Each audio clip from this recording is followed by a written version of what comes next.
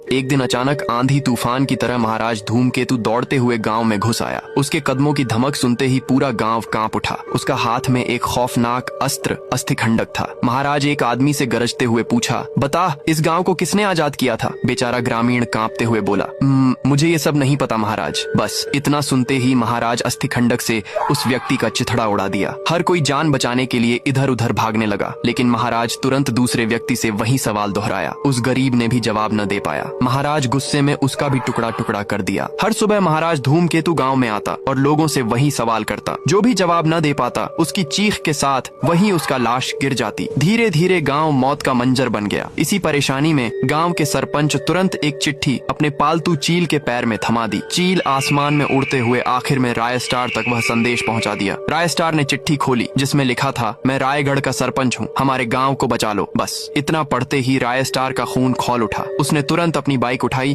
और सीधा गांव की ओर निकल पड़ा। गांव पहुंचते ही उसने देखा कि पूरा गांव सन्नाटे में डूबा है। सड़क के किनारे किनारे लोगों की लाशें बिछी हैं। तभी सरपंच बोली, राय स्टार, आखिर तुम आ ही गए। देखो मेरे गांव का हाल, सब बर्बाद हो गया। राय स्टार चिल्लाया, लेकिन सरपंच जी, ऐसा कैसे हुआ? किसने गांव को इस नर्क में बदल दिया? सरपंच ने धीमी आवाज में बोली, हर रोज सुबह महाराज धूमकेतु आता है और हमसे एक ही सवाल करता है, इस गांव को किसने आजाद किया? अगर कोई सही जवाब न दे तो वह अस्थिखंडक से उसका चिथड़ा उड़ा देता है। राय स्टार चौंका, लेकिन इस सवाल का जवाब क्या है? सरपंच धीमे स्वर में कहा, इस सवाल का एक ही जवाब है, महाराज धूमकेतु। अगले दिन राय स्टार ने सारे गांव वालों को गांव से बाहर भेज दिया। खुद छिपकर इंतजार करने लगा। कुछ ही देर में महाराज धूमकेतु दौड़ते हुए आया। राय स्टार उनके पास गया। महाराज जोर से गरजा, बोल, इस गांव को किसने आजाद किया था? राय स्टार दृढ़ आवाज में बोला, श्रेष्ठ शक्तिशाली महाराज धूमकेतु। ये सुनते ही धूमकेतु का चेहरा चमक उठा। उसकी आंखों में क्रोध की जगह गर्व भर गया। राय स्टार ने मौका पाकर पूछा, लेकिन महाराज, अगर आप ही ने गांव को बचाया था तो आप निर्दोष गांव वालों की जान क्यों ले रहे थे? महाराज भारी आवाज में बोला, 100 साल पहले मैं ही इस गांव का राजा था। लोग मुझसे प्यार करते थे, मैं भी उनसे। लेकिन अचानक एक दिन श्यामपुर के राजा ने हमला कर दिया। बहुत लोग मारे गए। मैंने अपनी जान की परवाह किए बिना उनसे लड़ाई की और गाँव को बचा लिया। लेकिन अगले दिन मेरे ही सेनापति ने गाँव वालों से कहा